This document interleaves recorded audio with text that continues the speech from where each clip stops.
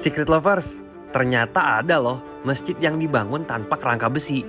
Tak hanya itu, konon katanya masjid ini dibangun pakai putih telur loh. Kok bisa ya? Dan kabarnya nih, salah satu arsitek dari Jepang sempat meragukan bangunan masjidnya tuh. Tapi jangan khawatir, sudah terbukti kok masjid ini tetap kokoh dan bertahan sampai sekarang.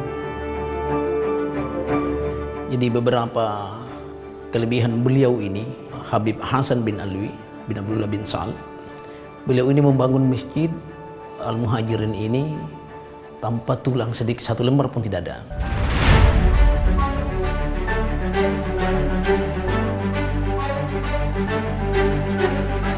Salah satu masjid unik di Sulawesi Selatan terletak di Kabupaten Pinerang yang berjarak sekitar 5-6 jam dari kota Makassar jika diakses kendaraan roda 4. Namanya Masjid Al-Muhajirin Pinerang.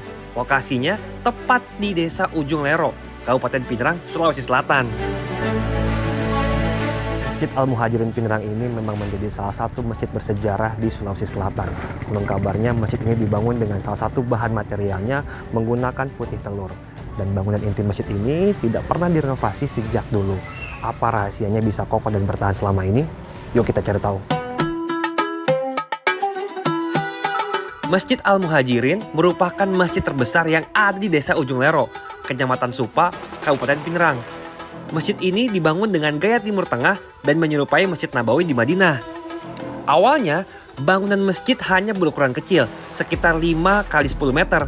Tapi kemudian masjid diperluas hingga kini berukuran 50 x 40 meter di atas lahan seluas 1 hektar. Masjid Al-Muhajirin mampu menampung hingga 1.500 jamaah. Tak hanya sebagai tempat ibadah, Masjid Al-Muhajirin juga dianggap sakral oleh para jemaah, terutama warga Desa Ujung Lero. Awal daripada adanya masjid ini adalah pertama masuk Syekh Habib Hasan bin Sal. Beliau ini adalah pembawa Islam yang masuk ke Sulawesi, termasuk di daerah Ujung Lero Pinerang ini. Beliau kebetulan dari Arab dan sempat menuntut ilmu sekitar 25 tahun. Dan beliau ini sekaligus arsitek. Kenapa dikatakan Al-Muhajirin? Karena beliau memang bukan orang asli Indonesia, tapi beliau adalah orang Syekh dari Arab. Tak heran, desain arsitektur bagian dalam masjid terlihat seperti masjid di Timur Tengah. Said Hasan atau dikenal dengan Habib Hasan datang ke Desa Ujung Lero karena saat itu warga kampungnya sedang dibantai oleh para penjajah. Ia kemudian hijrah ke Kecamatan Supa, Kabupaten Pinerang, dan berbaur dengan masyarakat Desa Ujung Lero. Said Hasan lalu ditawari penduduk sekitar untuk membangun masjid karena ia diketahui sebagai seorang arsitek yang lama belajar di Mekah dan mendalami perihal seluk-beluk arsitektur. Keunikan masjid yang dibangun sekitar tahun 1955 ini memang terletak pada bahan material dari konstruksi masjid pada saat awal pembangunan. Ya, masjid besar semegah ini dibangun dengan campuran putih telur serta tanpa kerangka besi sama sekali. Karena bahan-bahan dulu itu termasuk rangka-rangka semua, semen saja itu agak sulit. Jadi campuran semen itu dibantu dengan putih telur, itu meyakini mereka bahwa salah satu penguat daripada bangunan itu sendiri. Dan memang itu putih telur itu hanya digunakan untuk bagian badan masjid saja. Material masjid berasal dari batu karang yang dibakar, ditambah batu bata dan putih telur. Batu bata itu disusun di atas bilahan bambu, setelah kering bilahan bambu dilepas. Konon, bangunan masjid bisa kokoh dikarenakan cara mengaduk bahan dari semua material bangunan. Campuran bahan bangunannya harus terhindar dari najis. Jika ada bangunan yang dilewati atau dijilat anjing, bahan-bahan yang terkena harus dibuang. Sakralnya masjid ini juga tak hanya dari proses pembangunan saja tuh Secret Lovers. Setelah dibangun, masjid ini tak pernah roboh sedikit pun selama hampir 70 tahun. Bahkan meski ditimpa bencana sekalipun. Juga Masjid Al-Muhajirin ini mempunyai banyak sekali keistimewaan. Salah satunya ketika adanya bencana musibah yang terjadi, namun masjid ini masih tetap berdiri kokoh. Bagaimana situasi saat itu, Pak Haji? Alhamdulillah, pernah terjadi, kalau saya tidak salah, tahun 97 itu pernah gempa tektoniknya Parepare.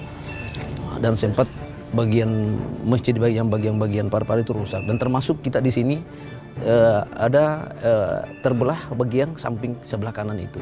Mungkin berkat doa beliau dan kekuasaan Allah, sehingga masjid ini terbuka di atas setelah gempa susulan, maka dia akan merapat kembali. Menurut cerita masyarakat setempat, beberapa tahun silam saat mereka mencoba membersihkan plesteran kubah sehabis bencana, warga terkejut karena dari salah satu kubah yang dibersihkan mengeluarkan aroma yang sangat wangi. Hal menarik lain dari Masjid Al-Muhajirin, ada 25 kubah tersusun rapi di atasnya, berdiri kokoh tanpa pondasi besi.